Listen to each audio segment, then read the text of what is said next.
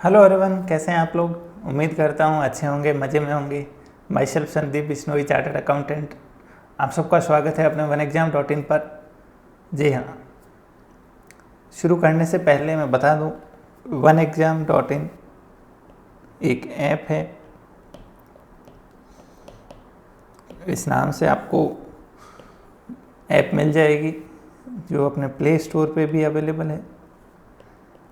And अगर आप iOS device use करते हैं तो उसके लिए आपको क्लास प्लस ऐप डाउनलोड करनी होगी और एक ऑर्गेनाइजेशन कोड मांगेगा जब आप रजिस्टर करेंगे ऐप के अंदर। क्लास प्लस नाम से इस ऐप के अंदर QJGQI ये ऑर्गेनाइजेशन कोड और मोबाइल नंबर के साथ जब आप रजिस्टर करेंगे क्लास प्लस ऐप में, तो आप iOS डिवाइस के अंदर भी OneExam को एक्सेस कर पाएंगे।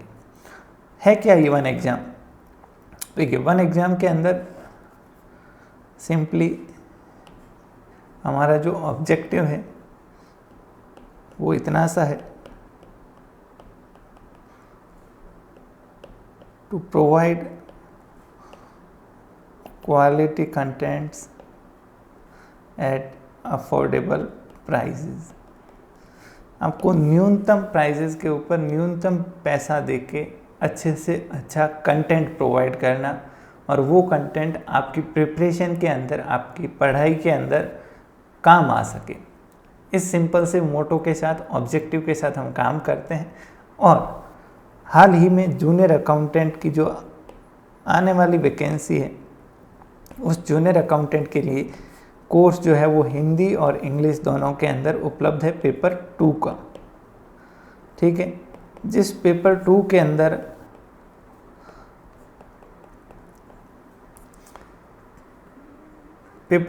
अंदर आपको इस लेवल की क्वालिटी का कंटेंट कहीं और नहीं मिल सकता। बिल्कुल दावे के साथ ये मैं बात बोल सकता हूँ। हमारे जो टोटल 6 सब्जेक्ट है पेपर 2 के अंदर, उस 6 में से एट प्रेजेंट 4 सब्जेक्ट जो है वो कंप्लीट हो चुके हैं। उन चारों के रिकॉर्डेड लेक्चर्स जो है वो ऐप के अंदर अवेलेबल है, और वो लेक्चर इस तरीके से डाले हुए हैं बिल्कुल टॉपिक वाइज। जैसे अगर आप सिलेबस उठा के देखोगे, सिलेबस के अंदर पहला पार्ट है Indian economy features and problem, तो आपको वहाँ पे मिलेगा टॉपिक नंबर 1 इसी नाम से। नोट्स PDF के अंदर इसी नाम से आपको अवेलेबल होंगे, जिन्हें आप प्रिंट लेके अपनी स्टडी के लिए यूज़ कर सकते हो। 100% सिलेबस को कवर करते हुए, और उसके बाद जैसे ही सिलेबस ख़त्म होगा, प्लान है अपना अगला क्या, अपन रिवीजन शुरू करेंगे। रिवीजन हर टॉपिक वाइज, हर चैप्टर वाइज, हर सब्जेक्ट के लिए रिवीजन प्लस इम्पॉर्टेंट MCQs, ताकि जो है आपकी कंप्लीट प्रिपरेशन, आपको किसी भी मार्केट के अंदर कोई किताब को लाने की ज़रूरत नहीं है। और मैं बता चुका हूँ उन किताबों के साथ प्रॉब्लम क्या है, दिक्कत क्या होती है उन किताबों को देखने से और पढ़ने से। क्योंकि उनके अंदर उनको 400 पेज में, 300 पेज के अंदर सारे 6 सब्जेक्ट को समाहित करके देना है एक लिमिटेड कॉस्ट के अंदर, तो वहाँ पे आपको कंप्लीट कंटेंट कभी नहीं मिलेगा। वो किसके लिए है? जो लास्ट 1 महीने में आया और जिसको पढ़ना है फटाफट, उनके लिए। लेकिन जो सीरियस एस्पिरेंट्स है, जो वाकई में तैयारी करना चाहते हैं, आपके पास समय है, आप जुड़ के यहाँ से जो पेपर 2 है, आपको उसकी स्ट्रेंथ, आप अपनी स्ट्रेंथ जो है वो बना सकते हो। ठीक है, तो ये एक मैं पहले आपको जनरल बता रहा था चीज़ें OneExam के बारे में। तो आप इस कोर्स के अंदर जो है ऐड हो सकते हैं, जुड़ सकते हैं। इसके अलावा इसके अंदर कई सारे फ्री कंटेंट भी जो है वो कोर्स के अंदर ऐड किए हुए हैं। जैसे जो लोग अकाउंटिंग के अंदर जिनको दिक्कत होती है, तो अकाउंटिंग की एक पूरी बेसिक्स की सीरीज़ है जिसके अंदर करीब 10 लेक्चर हैं। राजस्थान सर्विस रूल्स जो है वो कंप्लीट हो चुके हैं। सेवा नियम 25 लेक्चर है उसके अंदर। 25 लेक्चर के अंदर civil services joining time rule और राजस्थान सर्विस रूल्स दोनों को ही कवर किया गया है। चलिए, अब आते हैं हम लोग नए अध्याय के ऊपर आज आ चुके हैं, और ये है इंडियन इकोनॉमी, अपना जो 5वां सब्जेक्ट है। यहाँ तो चौथा लिखा हुआ है, लेकिन हम लोग जिस हिसाब से पढ़ रहे हैं, अभी तक 4 सब्जेक्ट कंप्लीट हुए, और 5th सब्जेक्ट जो है और 6th सब्जेक्ट कौन सा? GF&AR, general finance and accounting rules, वो और इंडियन इकोनॉमी हम लोग आज से शुरू करने जा रहे हैं। ठीक है, तो इंडियन इकोनॉमिक्स की मैं बात करूं तो करीब 12 पॉइंट यहाँ पे दे रखे हैं, 12 पॉइंट्स यहाँ पे दिए हुए हैं जो अपने सिलेबस के अंदर है।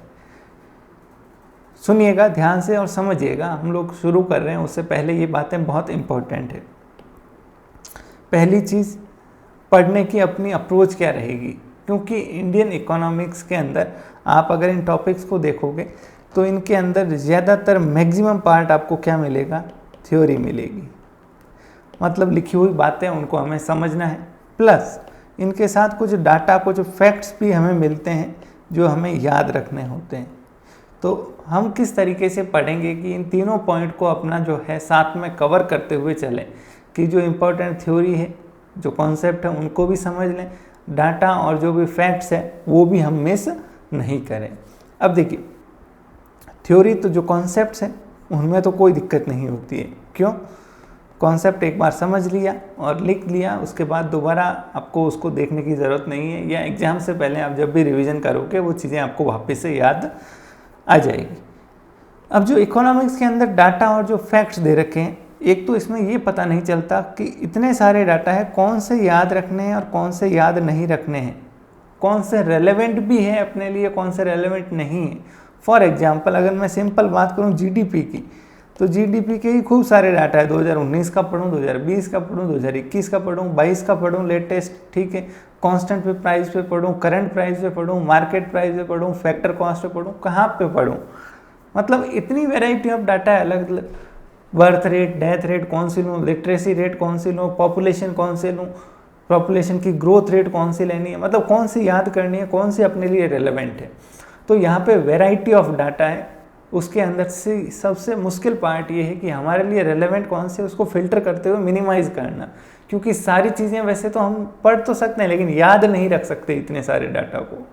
तो उसके लिए चिंता नहीं करें आप, अपन इसके लिए एक तरीका अपनाएंगे सिंपल, और वो तरीका ये है, अपना जो जब हम कोई टॉपिक को पढ़ रहे हैं तो उस टाइम पे मेन फोकस रहेगा थ्योरी और कॉन्सेप्ट के ऊपर, कि हम इस कॉन्सेप्ट को एक बार में ही पूरा अच्छे तरीके से पढ़ लें, सिर्फ इसको एक बार एग्जाम से पहले दोबारा देखना पड़े, बस इतना स्कोप जो है वो छोड़ना है, मतलब अच्छे से इस पार्ट को कंप्लीट करना है। वंस ये कंप्लीट हो गया, उससे रेलेवेंट जो भी डाटा और फैक्ट अपने पास प्रेजेंट में अवेलेबल है लेटेस्ट, हम उन्हें क्या करेंगे, नोट डाउन कर लेंगे, क्योंकि डाटा एक बार में तो याद होता नहीं है। फिर एक तीसरा जो है वो स्टेप जो हम इसके अंदर इंट्रोड्यूस करेंगे, वो मैंने ये प्लान किया है कि वंस जो 12 टॉपिक पूरे दे रखे हैं, वो 12 के 12 टॉपिक अपने ख़त्म हो गए, उनकी क्लासेस ख़त्म हो गई, हम लोग क्या करेंगे, सिर्फ जो है मैं आपको एक PDF दूंगा, उस PDF के अंदर सारे जो डाटा है वो कंपाइल्ड फॉर्म में एक ही जगह पे आपको एक PDF मिल जाएगी।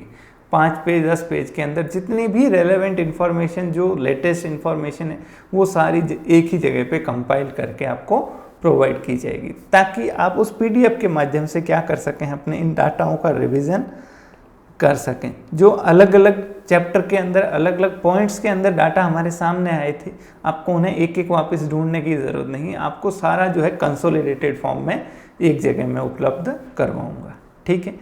और ये डाटा अपने रिवीजन के वक्त भी काम आएगा, जब अपने पास रहेगा, जब हम कोई टॉपिक का रिवीजन करेंगे उस समय भी ये हमारे लिए क्या होगा, एक हथियार के रूप में काम करेगा, ठीक है।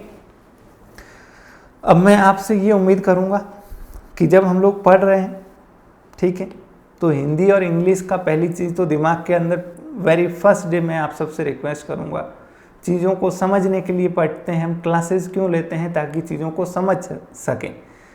अल्टीमेटली पढ़ना खुद को होता है, वो आप चाहे हिंदी से पढ़ो चाहे आप इंग्लिश से पढ़ो। क्लास के अंदर मैं ये भले इंग्लिश का यूज़ ले रहा हूँ, लेकिन मैं समझा रहा हूँ, जो शब्द हैं मेरे वो सारे हिंदी के अंदर हैं। तो बिल्कुल भी मीडियम का लेके दिमाग में दीवार बना के नहीं बैठे। लोग क्या करते हैं, एक ब्लॉकेज बना लेते हैं, ये तो इंग्लिश में बोल रहे हैं पहले से ही, मुझे कैसे समझ, अरे देखो तो सही, समझो तो सही। जब आप दिमाग को ही बंद करके बैठोगे तो चीज़ें अंदर कैसे जाएगी, ठीक है। तो पहली चीज़ मेरी यही रिक्वेस्ट है कि ये हिंदी इंग्लिश का दिमाग के अंदर भूत जो है वो आपका नहीं होना चाहिए। दूसरी बात, मैं जब चीज़ों को पढ़ाऊँगा, जो भी कॉन्सेप्ट्स होंगे उनको हिंदी के अंदर लिखवाऊँगा। आप जो है अपनी नोटबुक, शॉर्ट नोट्स बहुत ज़रूरी है, खास करके इतने बड़े थ्योरी सब्जेक्ट के लिए बहुत बहुत ज़रूरी है। तो आप इसकी एक नोटबुक मेंटेन करें। जैसे ही हम पहला चैप्टर शुरू करें, पहली चीज़ पढ़ना शुरू करें, तो उसके अंदर जो जो मैं बुलेट पॉइंट्स, जो जो की पॉइंट्स बता रहा हूँ, आप जो है उनको हिंदी के अंदर साइड में अपने लिखते जाएं। इंग्लिश वाले भी हिंदी में लिख सकते हैं, हिंदी वाले भी हिंदी में लिख सकते हैं, इंग्लिश वाले इंग्लिश में लिख सकते हैं, हिंदी वाले इंग्लिश में, अपनी अपनी समझ है।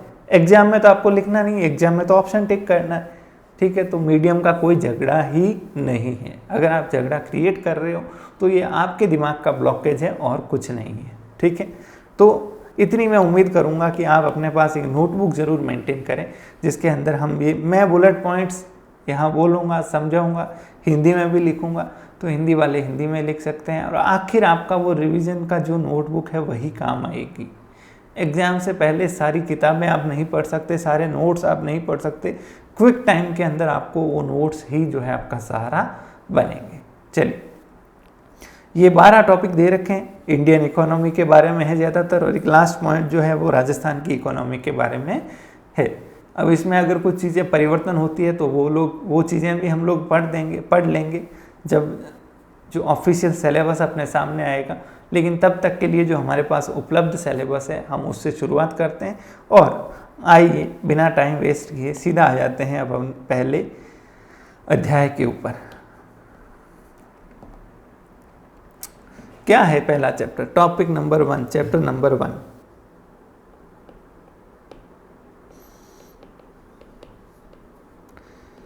इंडियन इकोनॉमी, भारत की अर्थव्यवस्था, इसके की फीचर्स एंड प्रॉब्लम्स।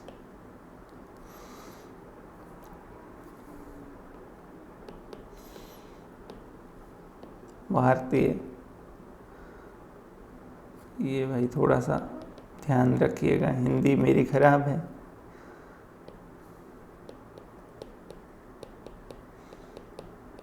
विशेषताएं एवं समस्याएं, ठीक है, समझ आना चाहिए, बाकी नाम में क्या लिखा है, नाम में क्या पढ़ा है।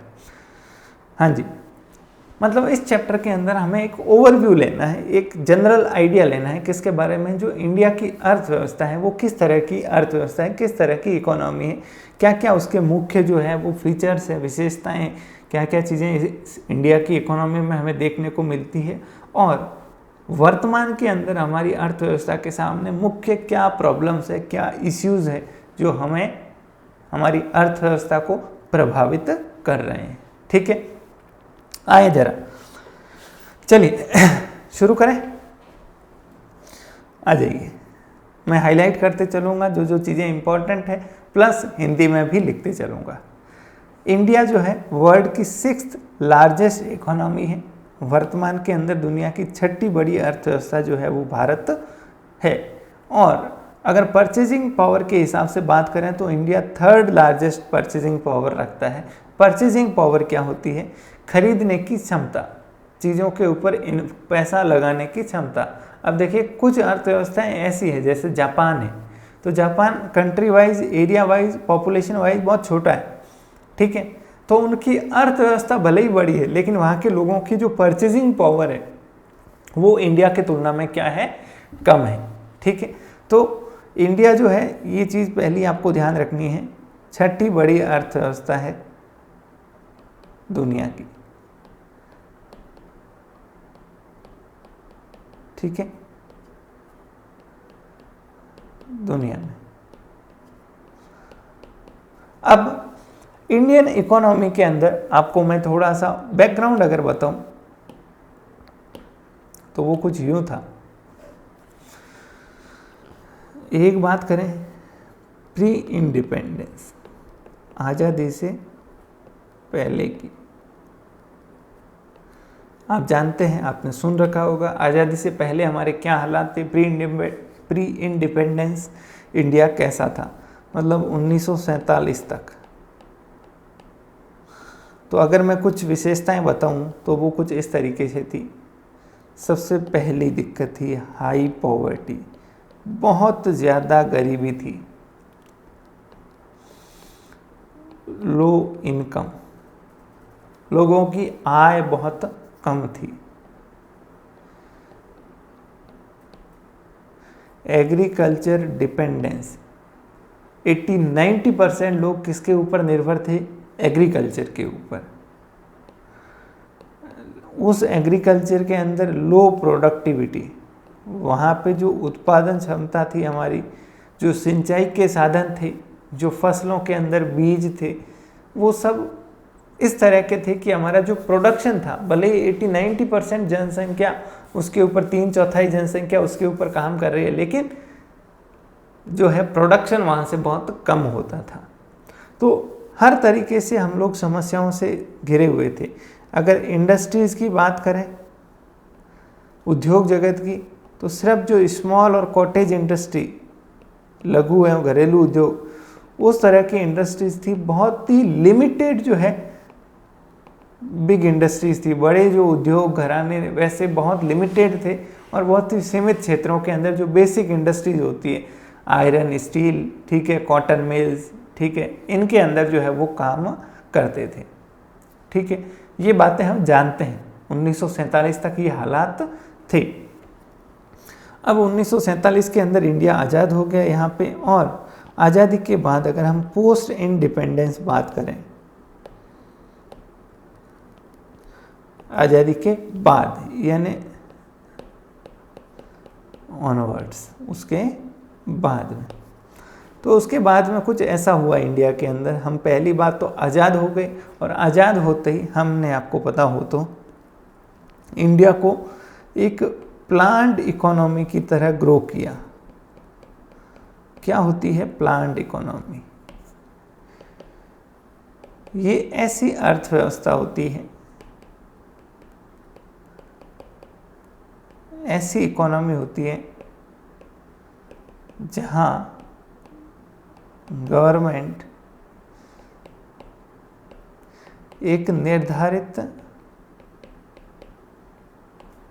नीति या प्लान के तहत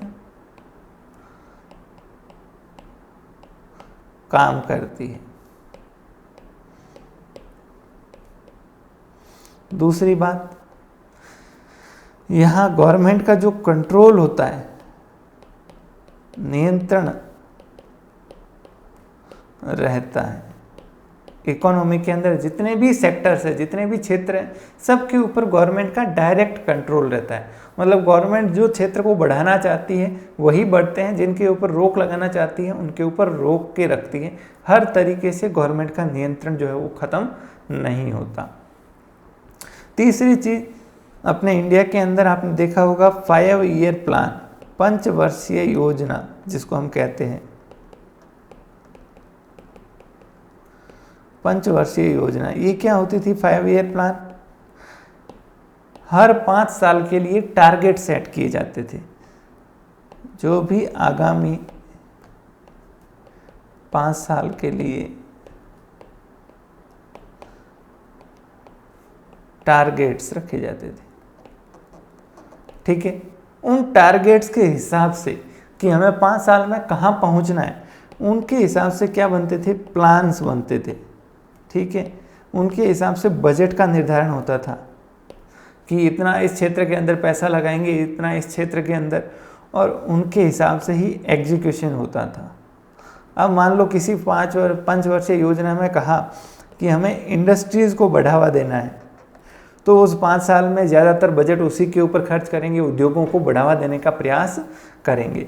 अब कुछ 5 वर्षीय योजना के अंदर एग्रीकल्चर के अंदर अगर हम बात करें, हरित क्रांति जिसको बोलते हैं, ग्रीन रेवोल्यूशन, तो वो ग्रीन रेवोल्यूशन भी एक 5 ईयर प्लान का टारगेट था कि इस 5 सालों के अंदर हमें कृषि का जो उत्पादन है उसको डबल करना है, बढ़ाना है, गेहूं के अंदर हमें आत्मनिर्भर होना है। तो हम हर चीज़ एक टारगेट के तहत करते थे, और ये सब गवर्नमेंट जो है वो प्लान करती थी। इसको बोलते हैं प्लान्ड इकोनॉमी। क्या बोलते हैं? Planned economy. अब इसका विपरीत क्या होता है? फ्री इकोनॉमी होती है, फ्री अर्थव्यवस्था। जैसे यूएसए है, तो यूएसए में ऐसे बैठ के कोई वहाँ पे प्लान नहीं बनाते हैं। ठीक है, प्लान्स होते हैं, ऑब्जेक्टिव्स होते हैं हर चीज़ के, लेकिन वहाँ पे निजी क्षेत्र जो है वो ज़्यादा काम करता है। जो प्राइवेट सेक्टर है उनको फ्रीडम है, जहाँ उनको मुनाफा दिखे वहाँ वो काम करते हैं। गवर्नमेंट तय नहीं करती है कि इस साल इस पे ज़्यादा काम करेंगे, खेती को बढ़ावा देंगे, इस तरह के रेस्ट्रिक्शंस वहाँ पे नहीं होते हैं। ठीक है, तो पोस्ट इंडिपेंडेंस इंडिया की जो अर्थव्यवस्था थी प्लान्ड वे में चल रही थी। 5 ईयर प्लान्स बनते थे, पंचवर्षीय योजनाएं चलती थी, उसके हिसाब से अमल में लाते थे। टारगेट जितने अचीव होते थे नहीं होते थे फिर उनका विश्लेषण होता था। एक प्लानिंग कमीशन हुआ करता था, ठीक है, जो अब नीति आयोग में कन्वर्ट हो गया। और प्लानिंग कमीशन के ही निर्देशों पे फिर हम अगले 5 साल के जो है वो लक्ष्य निर्धारित करते थे। और ये पंचवर्षीय योजना, ये जो 5 ईयर प्लान थे, ये ऐसे 12 5 ईयर प्लान जो है वो इंडिया के अंदर लागू किए गए। लास्ट जो है वो 12वां खत्म हुआ, उसके बाद में मोदी जी की सरकार आई। उन्होंने, आपको पता हो तो, प्लानिंग कमीशन को ही खत्म करके उसकी जगह नीति आयोग लेके आए। और अब ये 5 वर्षीय प्लान नहीं बनते, अब इस तरीके से बनते हैं short term plan, medium term plan और लॉन्ग टर्म प्लान। 10 साल, 5 साल, 15 साल, लंबे और छोटे, और इस तरह के अलग अलग प्लान्स बनते हैं। अब उनका नाम जो है वो 5 ईयर प्लान नहीं रह गया। ठीक है, साथ में अब जो गवर्नमेंट का कंट्रोल है धीरे धीरे वो भी उतना नहीं रहा। लेकिन इसकी शुरुआत कहाँ से हुई? इंडिया तो इतना कंट्रोल्ड इकोनॉमी था, इस प्लान वे में चलता था, तो बीच में एक साल आया था, आपको पता हो तो।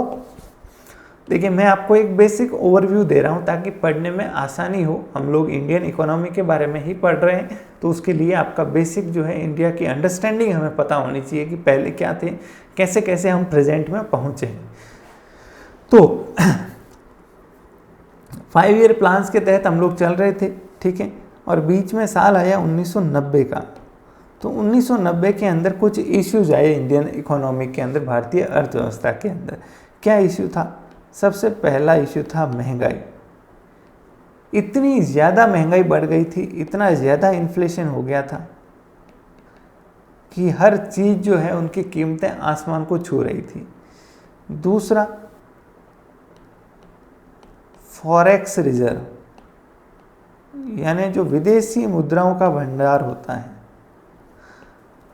विदेशी मुद्राओं का जो भंडार है वो काफी कम हो गया। जस्ट फॉर 2 वीक्स, जो अगले 2 हफ्ते के इंपोर्ट के लिए पैसा चाहिए, सिर्फ उतना पैसा रह गया था। इसकी ज़रूरत कहाँ होती है? फॉरेक्स रिजर्व की। विदेशी मुद्राओं से क्या करते हैं? तो आपको पता है कि मान लो ये अपना इंडिया है, ठीक है। अब इस इंडिया के अंदर हम आपस में एक दूसरे से ट्रांजैक्शन कितने ही करें, कुछ भी खरीदें, कुछ भी बेचें, पैसा का अंदर रहेगा और जो चीज़ें इंडिया में हैं वही एक जगह से दूसरी जगह पे जाएगी।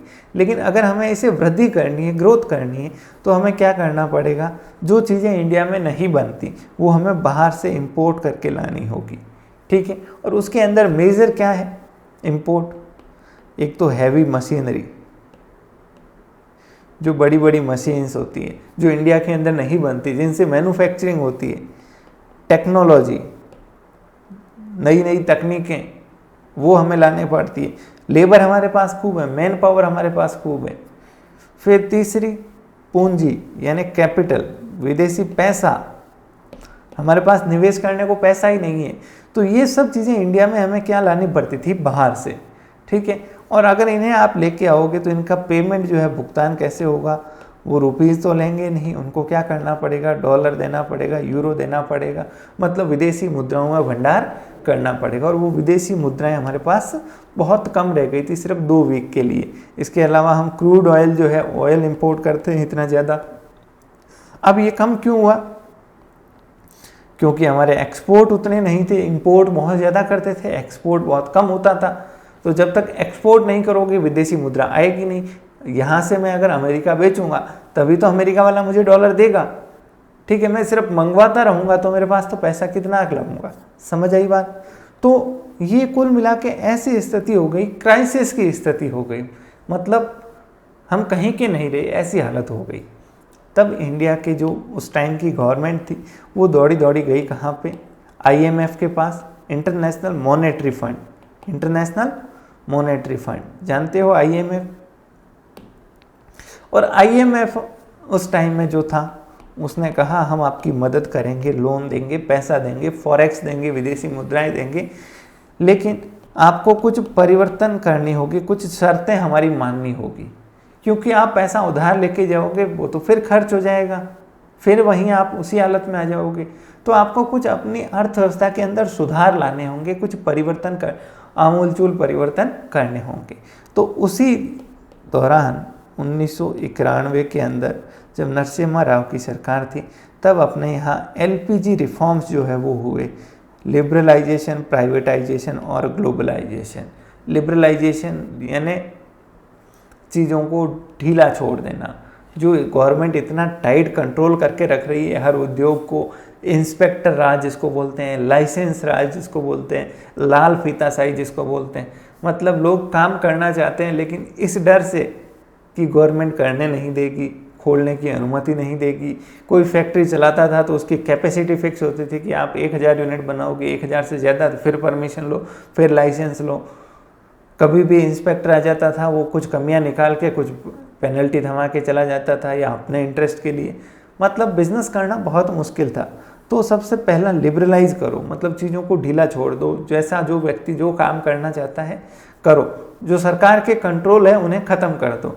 तो सरकार ने जो पहले इंडस्ट्रीज होती थी वो रजिस्टर्ड होती थी कि भाई ये इंडस्ट्री जो है सिर्फ गवर्नमेंट चला सकती है, ये इंडस्ट्री सिर्फ प्राइवेट लोग चला सकते हैं, वो सब कुछ ख़त्म कर दिया। सिर्फ गवर्नमेंट ने अपने पास 2-5 बिजनेस रखे कि ये 4-5 बिजनेस है जो हम करेंगे, जैसे रेलवे हो गया, परमाणु ऊर्जा हो गया, एयरलाइन बिजनेस हो गया, या ऐसे कुछ जो भी 4-5 थे, डिफेंस के आइटम हो गए, फार्मास्यूटिकल के लिए लाइसेंस लेना।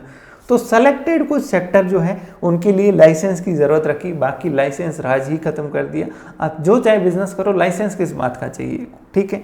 दूसरा प्राइवेटाइजेशन, सरकार की कंपनियां थी, सरकार के बिजनेस थे जो लॉसेज में चल रहे थे, करोड़ों अरबों के नुकसान, और हर साल नुकसान बढ़ता ही जा रहा है, ठीक है। सरकार फिर भी बिजनेस चला रही है।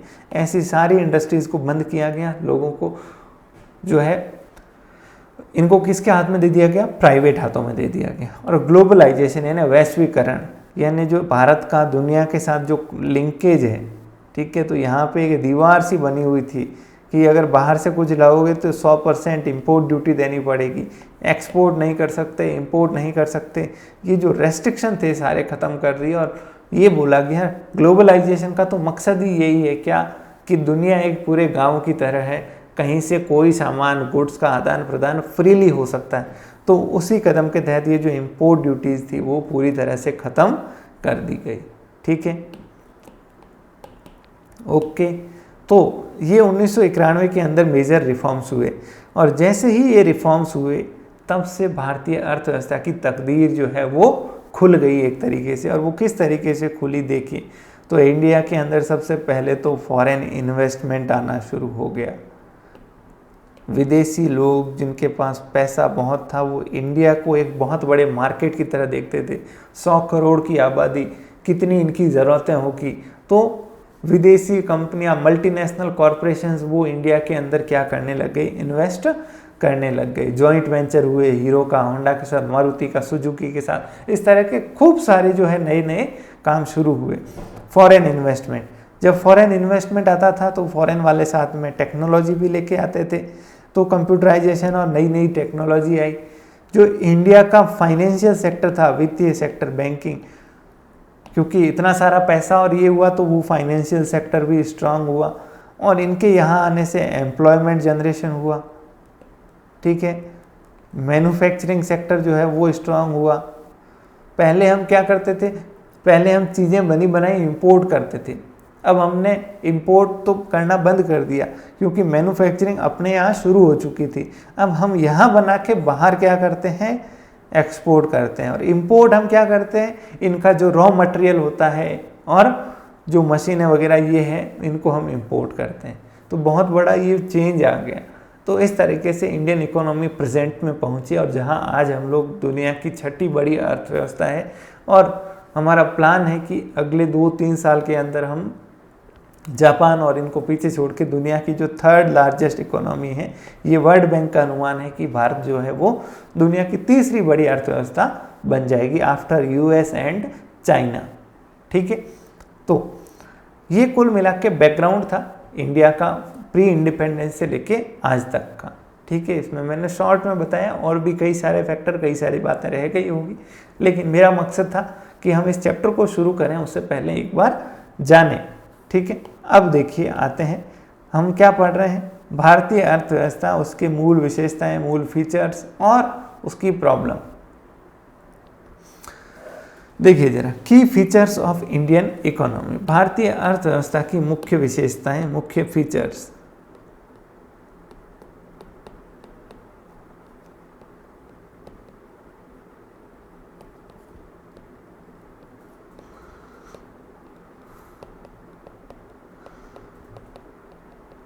ओके, आए जरा, सबसे पहला लो per capita income. Per capita income क्या होती है? प्रति व्यक्ति आय क्या होती है? प्रति व्यक्ति आय। इंडिया के अंदर जो प्रति व्यक्ति आय है वो बहुत कम है। कम का मतलब क्या है और प्रति व्यक्ति आय का मतलब क्या है? आइए देखिए, जीडीपी जानते हो, ग्रॉस डोमेस्टिक प्रोडक्ट, या नेशनल इनकम तो जानते ही होंगे, वैसे ये चैप्टर है नेशनल इनकम, हम पढ़ेंगे। राष्ट्रीय आय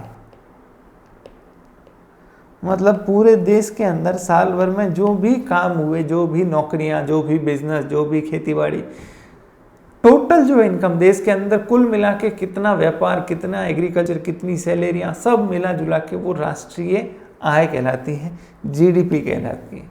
अगर उस नेशनल इनकम के अंदर हम डिवाइड कर दें पॉपुलेशन से कि भारत की कितनी अर्थव्यवस्था है, मान लो टोटल 100 रुपये की इनकम हुई और पॉपुलेशन देश की 10 है, तो प्रति व्यक्ति एवरेज कितना आया?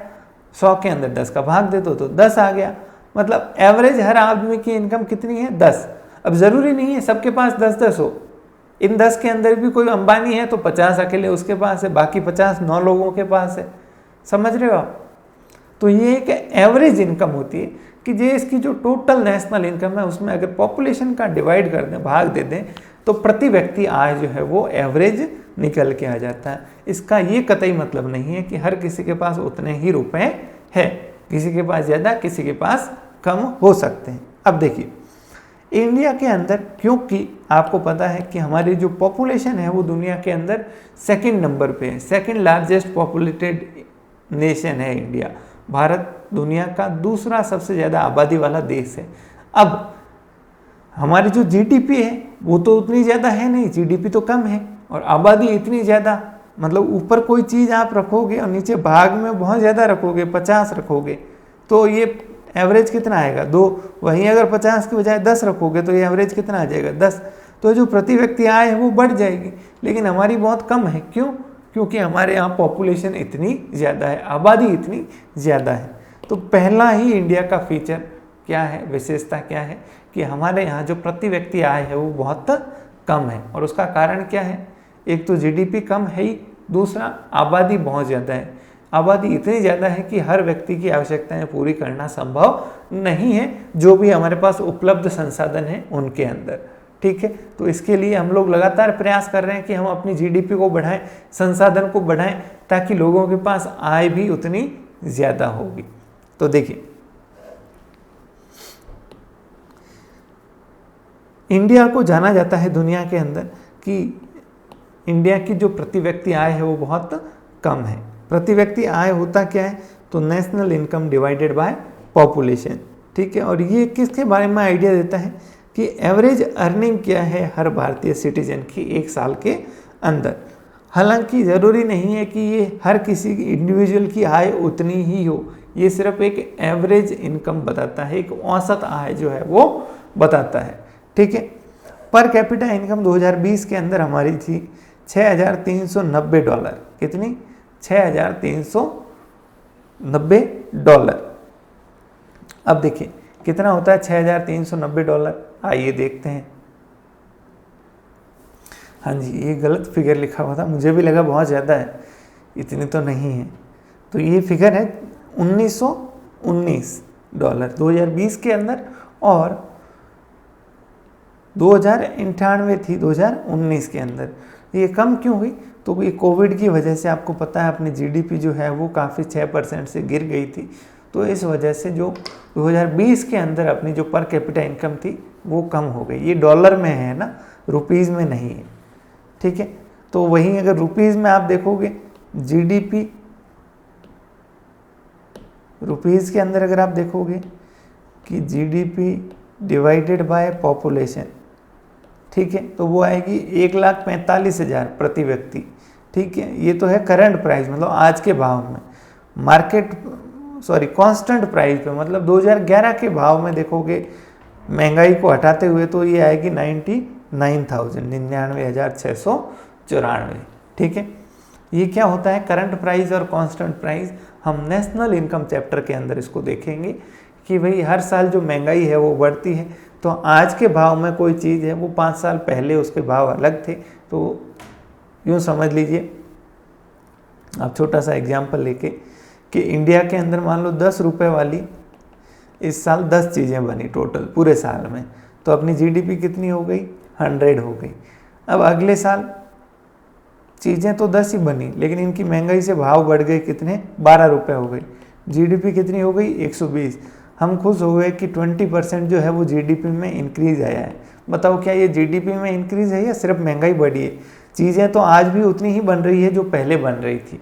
तो इस वजह से महंगाई के इम्पैक्ट को हटाने के लिए हम इसको 2 जगहों पे नापते हैं, करंट प्राइस पे और कांस्टेंट प्राइस पे, ठीक है। अब देखिए आगे बढ़े। ये फैक्ट्स के लिए मैं पहले ही बता चुका हूँ आपको, इस वजह से परेशान मत होइएगा।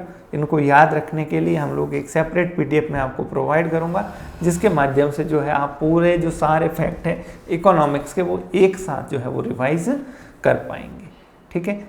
अब आगे देखिए, अगर हम इंडिया की पर कैपिटा इनकम को कंपेयर करें दुनिया के साथ, तो इंडिया की बहुत पीछे रैंक आती है।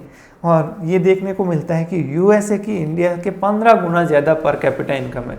मतलब अपने हिस्से में, एक आदमी के हिस्से में जो पैसा आ रहा है उसका 15 गुना यूएस में आ रहा है। मतलब अपना 1,44,000 या कितना है ये, 1,45,000, तो यूएसए के अंदर ये करीब 15 लाख या 17 लाख होगा, ठीक है। आगे देखिए, इंडिया की रैंकिंग है जो 144th है। 2019 के अंदर इंडिया 144वें नंबर पे था जीडीपी के मामले में, और हाल ही में बांग्लादेश की पर कैपिटा इनकम जो है वो इंडिया से आगे निकल गई है। रैंकिंग में बांग्लादेश 143 नंबर पे आ चुका है। उसका कारण हालांकि अलग है। इसका ये मतलब नहीं है कि बांग्लादेश की जीडीपी इंडिया से ज़्यादा है। बांग्लादेश के अंदर पॉपुलेशन इंडिया के कंपैरिजन में कम है, तो इस वजह से प्रति व्यक्ति आय उनकी इंडिया से भी अब ज़्यादा हो गई है। सॉरी, तो पहला फीचर हमने क्या देखा कि हमारी जो प्रति व्यक्ति आय जो है वो क्या है? कम है। नोट्स में लिखते जाइएगा, प्रति व्यक्ति आय कम। नीचे प्रति व्यक्ति आय का मतलब क्या? तो राष्ट्रीय इनकम डिवाइडेड बाय आबादी, पॉपुलेशन। और ये फिगर आप लिख दीजिएगा, डॉलर्स में अगर आप लिखो तो 1919, ठीक है। और अगर रुपीज़ में लिखो तो जीडीपी पर कैपिटा इतनी। रैंकिंग कौन सी है? 144वीं, ठीक है। यूएस 3 टाइम, चाइना की हमसे 3 गुना, ये 15 गुना, और चाइना की हमसे 3 गुना ज़्यादा है जीडीपी, सॉरी पर कैपिटा इनकम। सेकंड पॉइंट देखिए, अत्यधिक आबादी। हमारी जो पॉपुलेशन है वो बहुत ज़्यादा है, हमारी जो पॉपुलेशन है वो बहुत ज़्यादा है। अब अगर हम पॉपुलेशन के बारे में बात करें तो आप जानते हैं वैसे तो इंडिया जो है वर्ल्ड के अंदर कौन से नंबर पे है? सेकंड नंबर पे। तो चाइना के बाद जो वर्ल्ड का लार्जेस्ट पॉपुलेटेड कंट्री है वो इंडिया है, ठीक है। 2011 के हिसाब से हमारी 121 करोड़ की आबादी है, और ये 1.03% की दर से जो है 1990 से 2001 के बीच में बढ़ा है, इंक्रीज हुआ है। वर्तमान में ये इंक्रीज की रेट थोड़ी कम हुई है और ये 1% के आसपास है। पहले भी हालांकि 1.03 था, अब 1% है। अब थोड़ा सा समझते हैं कि ये पॉपुलेशन आखिर बढ़ क्यों रही है। Why population increase? जब दुनिया के अंदर इतनी नहीं बढ़ रही है तो भारत में इतनी क्यों बढ़ रही है? तो देखिए दो चीज़ें होती हैं, एक होती है बर्थ रेट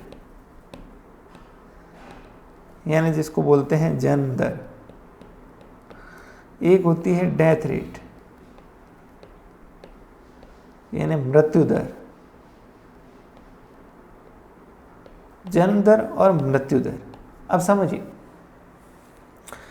बर्थ रेट की अगर बात करें तो मान लो बर्थ रेट है, अब ये जो बर्थ रेट होती है ये 1000 के ऊपर मापी जाती है, 100 पे नहीं जैसे हम परसेंटेज नापते हैं ओवर 100 कि भाई 100 पे कितना, तो उसको परसेंटेज बोलते हैं, लेकिन जो बर्थ रेट होती है, डेथ रेट होती है, ये हमेशा 1000 पे मापते हैं।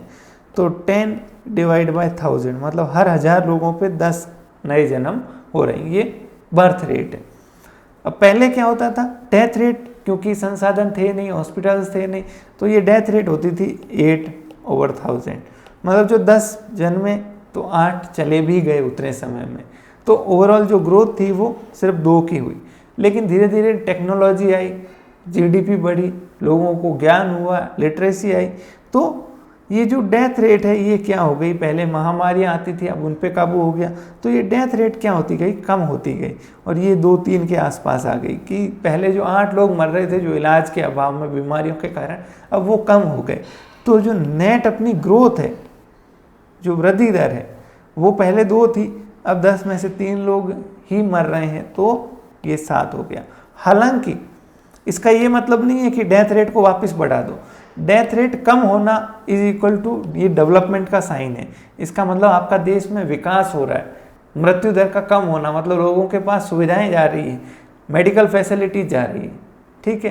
तो हमें किस पे काम करना है, जन्म दर को कम करना है। मृत्यु दर तो कम कर दी, लेकिन बर्थ रेट को जो है उसको क्या करना है, डिक्रीज करना है, घटाना है।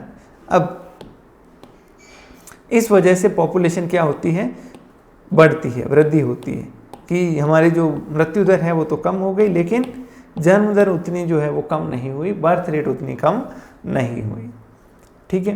तो यही दे रखा है मेन रीजन जो है, sharp decline in death rate, मृत्यु दर के अंदर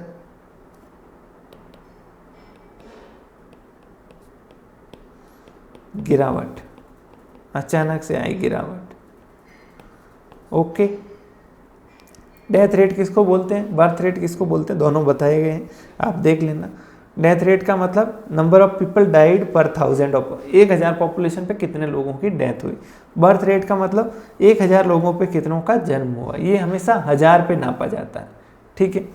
आगे देखिए 2010 के अंदर हमारी बर्थ रेट जो थी वो 22 पर पर्सन थी।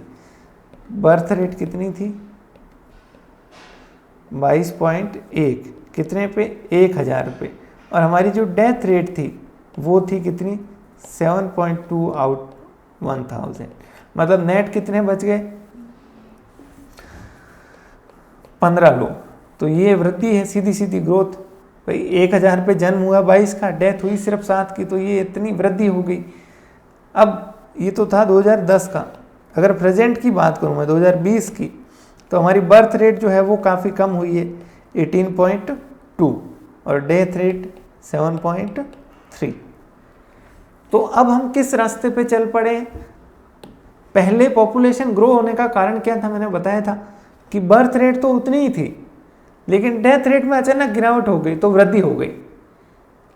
अब डेथ रेट में जितनी गिरावट हो सकती थी वो हमने मैक्सिमम गिरावट कर दी।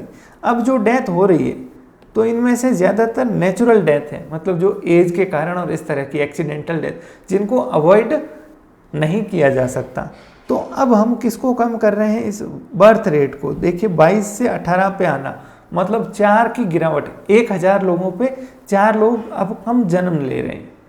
तो हमारी जो ये ग्रोथ रेट है, अब इसको हम क्या कर सकते हैं, धीरे धीरे इसको कंट्रोल में ला सकते हैं। और 2020 के दौरान ये ग्रोथ रेट अब कितनी है, मैं बता चुका हूँ, 1% एनुअल ग्रोथ रेट, ठीक है, जो पहले 1.3 की दर से बढ़ रहा था, 1.03 की दर से। क्लियर। अब लो डेथ रेट का मतलब मैं बता चुका हूँ, इसका मतलब बेटर पब्लिक हेल्थ सिस्टम है, स्वास्थ्य सुविधाएं अच्छी हैं, ठीक है। Heavy population pressure has become major source of worry, it put burden on public exchequer मतलब ज़्यादा पॉपुलेशन होगी तो जाहिर सी बात है जो हमारे पास संसाधन है वो उपलब्ध संसाधनों को हम सभी के अंदर नहीं बांट पाएंगे, लोगों के पास सुविधाएं नहीं पहुंचा पाएंगे। जब ज़्यादा आबादी होगी तो सबको जो है सुविधाएं देना संभव नहीं है, एजुकेशन, हेल्थ केयर, इस तरह की इंफ्रास्ट्रक्चर। तो इंडियन इकोनॉमी, भारतीय अर्थव्यवस्था का दूसरा फीचर क्या? हैवी पॉपुलेशन प्रेशर, हमारे ऊपर आबादी का बहुत ज़्यादा दबाव है। तीसरा, डिपेंडेंस ऑन एग्रीकल्चर। इंडिया के अंदर आज भी जो कृषि जो है, भारत एक ऐसा बोला जाता है कृषि प्रधान देश है। कौन सा देश है? कृषि प्रधान देश। आपने कभी सुना है? पता नहीं सुना। मतलब यहाँ पे एग्रीकल्चर डिपेंडेंस जो है वो बहुत ज़्यादा है, सबसे ज़्यादा है एग्रीकल्चर डिपेंडेंस। लोग जो है, ज़्यादातर लोग किसके ऊपर निर्भर है अपनी आजीविका के लिए? एग्रीकल्चर के ऊपर डिपेंडेंट है। अब ऐसे में इस स्थिति के अंदर जहाँ इतने ज़्यादा लोग जो है किसके ऊपर निर्भर है? एग्रीकल्चर के ऊपर। लेकिन अगर एग्रीकल्चर का आप योगदान देखेंगे जीडीपी के अंदर तो वो दिन ब दिन कम होता जा रहा है। कृषि का उतना योगदान नहीं है जीडीपी के अंदर जितने इसमें लोग लगे हुए हैं। मतलब इसका ये साफ है कि अतिरिक्त लोग काम कर रहे हैं किसके अंदर? एग्रीकल्चर में, ज़रूरत से ज़्यादा। तो उसको हम अंडर एम्प्लॉयमेंट बोलते हैं। आइए समझते हैं इसको ज़रा। पहले मैं आपको कुछ फिगर बताता हूँ। देखिए, अगर हम जीडीपी में कंट्रीब्यूशन की बात करें और वर्कफोर्स कंट्रीब्यूशन की बात करें, दोनों को समझते हैं। जीडीपी में कंट्रीब्यूशन का क्या मतलब है? देश की जो जीडीपी है टोटल, उसके अंदर 3 सेक्टर होते हैं। समझने के लिए हमने 3 सेक्टरों में बांट रखा है। पहला होता है प्राइमरी सेक्टर,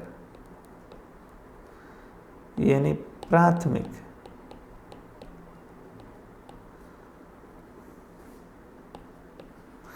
दूसरा सेकेंडरी सेक्टर और तीसरा टेरिटरी सेक्टर। इनको आप द्वितीयक और तृतीयक इस तरीके से भी बोल सकते हो हिंदी के अंदर। 3 सेक्टर के अंदर हमने अर्थव्यवस्था को बांट दिया। प्राइमरी सेक्टर का मतलब होता है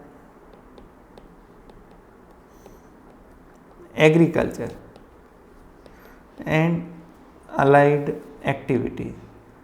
कृषि और उससे जुड़ी हुई जो गतिविधियां हैं वो सारी किस में आती है? प्राइमरी सेक्टर में। मैन्युफैक्चरिंग,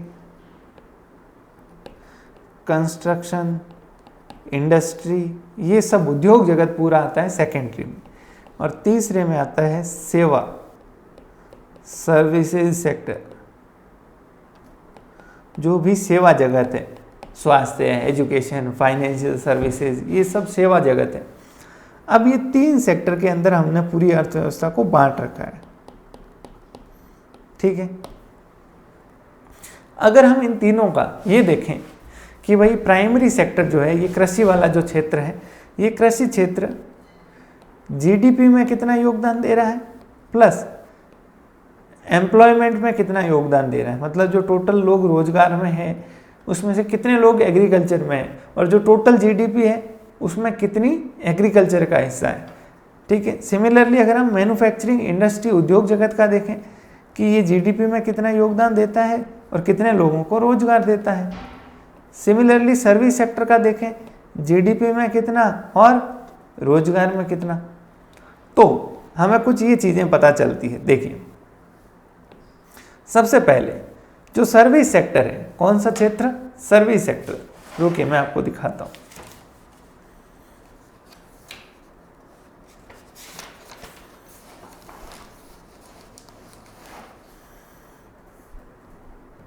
हाँ जी, सबसे पहले प्राइमरी सेक्टर की बात करते हैं, एग्रीकल्चर की।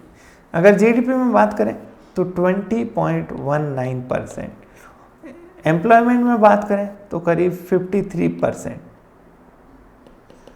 वहीं अगर सेकेंडरी सेक्टर की बात करें तो 5.92%। एम्प्लॉयमेंट में बात करें 18%, जीडीपी में बात करें 53%, एम्प्लॉयमेंट में बात करें 29%। अब इन फिगर्स को थोड़ा समझते हैं हम लोग। देखिए, ये फिगर ये कहते हैं, ये दर्शाते हैं, देखिएगा, कि जो कृषि क्षेत्र है उसका देश की जो टोटल आय है, जो टोटल जीडीपी है, उसमें योगदान है सिर्फ 20%। मतलब अगर पूरे देश की 100 रुपए की आय है, उसमें 20 रुपए किससे आ रहे हैं? कृषि क्षेत्र से। लेकिन जो देश के अंदर टोटल 100 लोग काम कर रहे हैं, उसके अंदर से आधे से ज़्यादा लोग किस पे काम कर रहे हैं? कृषि के ऊपर निर्धारित है, आधारित है। बात समझ आई? बात सिंपल सी है कि यहाँ लोग तो बहुत ज़्यादा काम कर रहे हैं, लेकिन इनका योगदान जो है वो कम है। कम से कम अगर 50% काम कर रहे हैं तो 50% देश का योगदान जीडीपी का कृषि से होना चाहिए, लेकिन नहीं हो पा रहा है। क्यों? तो आपको पता है कृषि क्षेत्र की बहुत सारी कमियां हैं। सिंचाई की व्यवस्था नहीं है, कभी फसल खराब हो जाती है, मतलब सब मौसम के ऊपर डिपेंडेंट रहते हैं। मानसून डिपेंडेंट एग्रीकल्चर है, नई टेक्नोलॉजी नहीं है, आज भी हम पुरानी पद्धतियों से कृषि करते हैं, ठीक है।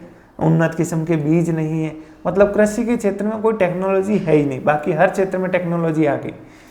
वहीं अगर सेकेंडरी सेक्टर की बात करें, मैन्युफैक्चरिंग की, तो जीडीपी में तो इनका योगदान 25-26% है, एम्प्लॉयमेंट देते हैं 18% को।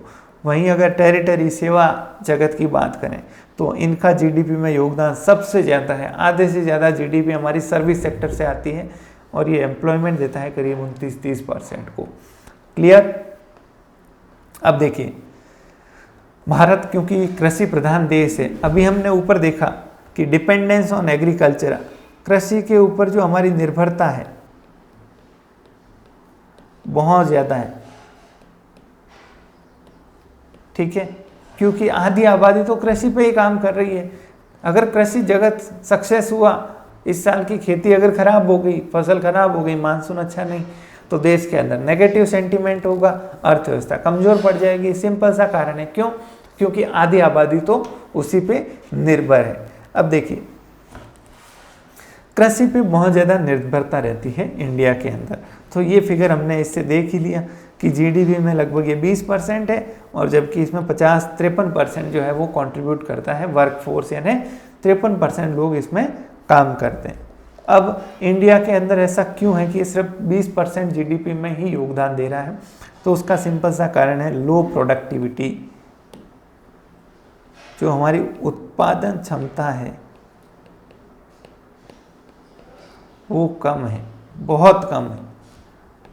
उत्पादन की जो कैपेसिटी है, प्रोडक्टिविटी का मतलब क्या होता है? देखिए, 1 बीघा ज़मीन, 1 हेक्टेयर ज़मीन, उससे मान लो आप 100 केजी गेहूं का उत्पादन करते हो, वीट। वहीं यूएसए के अंदर 1 बीघा ज़मीन से वो 1000 केजी वीट जो है वो उत्पादन करते हैं।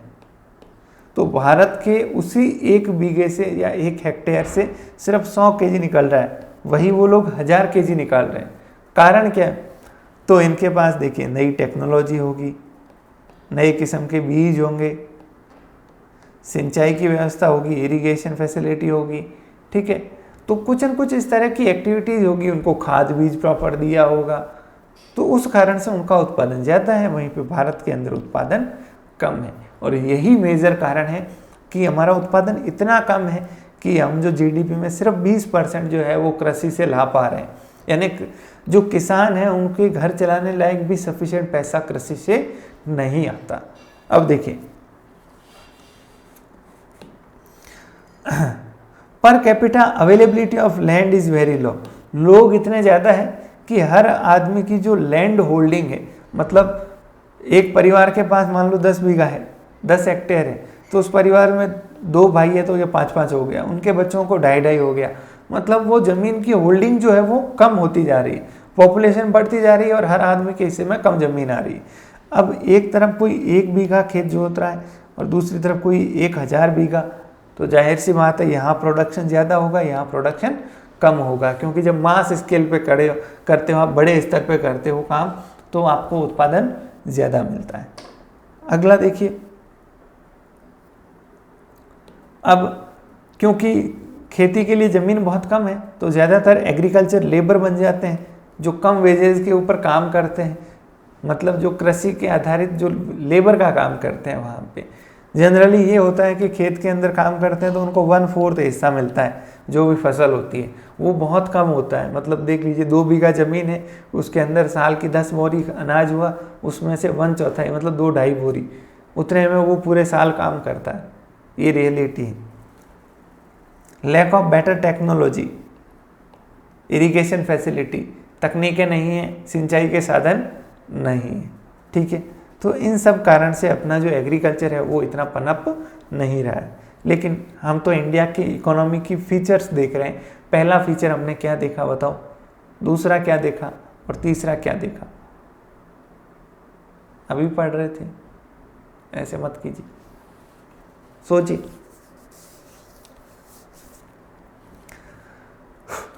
हाँ जी,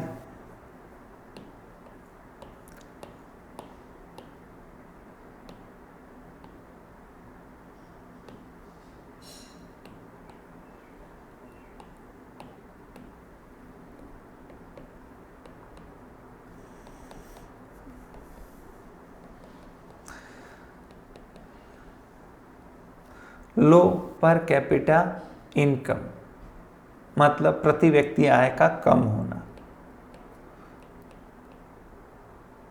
हैवी पॉपुलेशन, बहुत ज़्यादा आबादी। और तीसरा डिपेंडेंस ऑन एग्रीकल्चर, कृषि पे बहुत ज़्यादा निर्भरता। तो ये कुछ फीचर्स हम पढ़ते आ रहे हैं। अगला देखिए, पॉवर्टी एंड इनइक्वलिटी, गरीबी और असमानता। गरीबी के बारे में तो आप जानते ही हो, इंडिया के अंदर पॉवर्टी बहुत ज़्यादा है। और दूसरा है इनइक्वलिटी, असमानता। इनइक्वलिटी का मतलब होता है कुछ लोगों के पास तो बहुत ज़्यादा पैसा है, कुछ लोगों के पास बहुत कम पैसा है। अमीर और गरीब के बीच की जो खाई है वो बहुत ज़्यादा है इंडिया के अंदर, ठीक है। तो इसको बोलते हैं इनइक्वलिटी, यानी जो इंडिया के टॉप के 2-5% है उनके पास आधी देश के क्या है जीडीपी तो उनके पास है, और बाकी जो पूरा देश है वो बचे कुचे में गुजारा कर रहा है। ये भारत की वास्तविकता है। अब देखिए, अगर पॉवर्टी की बात करें तो इंडिया के अंदर करीब 270 मिलियन पीपल जो है वो पुअर है 2011-12 के एस्टिमेट के हिसाब से, ठीक है। जो देश की 22% आबादी है, मतलब करीब करीब 1/4 भारतीय जो है वो गरीब है। आगे देखिए, हालांकि सरकार ने अलग अलग योजनाओं के माध्यम से, अलग अलग स्कीम्स के माध्यम से क्या किया है, इस गरीबी को ख़त्म करने का प्रयास किया है। और उसी के तहत ये हुआ कि वर्तमान के अंदर 2021 के अंदर इंडिया के अंदर 6% लोग जो है वो एक्सट्रीम पॉवर्टी यानी गंभीर गरीबी से ग्रसित है। मतलब जिनके पास बिल्कुल जो मूल आवश्यकता रोटी कपड़ा मकान, उनके लिए भी पैसा या संसाधन नहीं है। और जनरल अगर गरीबी की बात करें तो एक्सपेक्टेड है करीब 10% लोग जो है पॉवर्टी से जूझ रहे हैं, ठीक है, जो कि बहुत ज़्यादा है दुनिया के फिगर्स के हिसाब से। ओके, पुअर कौन है, गरीब कौन है, पहले तो ये बताओ। तो गरीब वो है जो अपनी मूल आवश्यकताओं की पूर्ति नहीं करे, ठीक है। और इकोनॉमिक्स की भाषा में अगर गरीब को डिफाइन करना है तो हम यूँ कहेंगे, कोई व्यक्ति जो न्यूनतम आय, सरकार द्वारा न्यूनतम आय कैसे तय होती है कि एक आदमी को खाना चाहिए, कपड़ा चाहिए, घर चाहिए रहने के लिए, स्वास्थ्य चाहिए, शिक्षा चाहिए। ये एक टोकरी है, एक बास्केट है जिसके अंदर ये सारी चीज़ें मिनिमम मुझे चाहिए। 10 रुपये का खाना, 10 रुपये का कपड़ा, 10 रुपये का घर किराए पे, 10 का ये, टोटल एक आदमी को महीने में 50 रुपये चाहिए फॉर एग्जाम्पल। अब जो ये 50 भी नहीं कमा पा रहा है, जो ये न्यूनतम चीज़ों को एक्सेस नहीं कर पा रहा है, सरकार उसको क्या मानती है, गरीब मानती है। ओके, आगे देखिए, पॉवर्टी लाइन, गरीबी रेखा क्या होती है? गरीबी रेखा, तो यही गरीबी रेखा है कि कह दिया जिसके पास 50 या उससे नीचे जो लोग हैं वो पुअर है, तो एक रेखा खींच दी, एक लाइन खींच दी कि इसके ऊपर वाले अमीर, इसके नीचे वाले गरीब। और इंडिया के अंदर ये रेखा जो है वो कैसी खींची हुई है आप देख लीजिए। अगर ग्रामीण क्षेत्र है तो 816 रुपये, 816 रुपये, और शहरी क्षेत्र में 1000 रुपये पर मंथ। जो नहीं कमाता उसको गरीब माना जाता है। कितना? 816 रुपये। शहरी क्षेत्रों में आवश्यकताएं ज़्यादा होती है तो 1000 रुपये।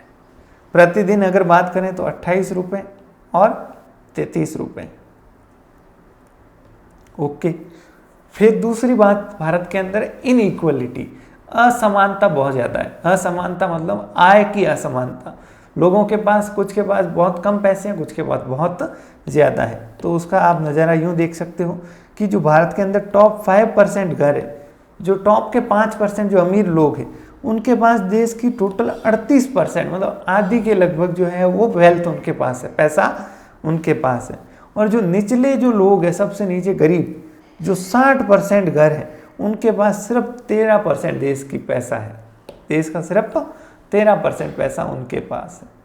तो फर्क साफ है, आप देख सकते हो कि कहाँ उनके पास कितनी आय है और यहाँ बहुत कम आय। नेक्स्ट देखिए, और इसका कारण क्या है? अनएम्प्लॉयमेंट, जॉब अपॉर्चुनिटी नहीं है, काम करने को नौकरी नहीं है।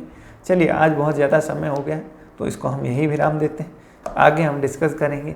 आज क्योंकि मैंने पहले थोड़ा बैकग्राउंड आपको बताया तो ज़्यादा समय लग गया। बाकी मैं उम्मीद करता हूँ आपको समझ आई होगी चीज़ें। मैंने कोशिश की हर चीज़ को लॉजिक के साथ और तर्क के साथ समझाने की। और बाकी जो फैक्ट्स की बात है तो फैक्ट अभी याद हो नहीं सकते, कोशिश करते हैं पढ़ने की और रिविजन्स के टाइम में और उनको याद करेंगे। Thank you very much.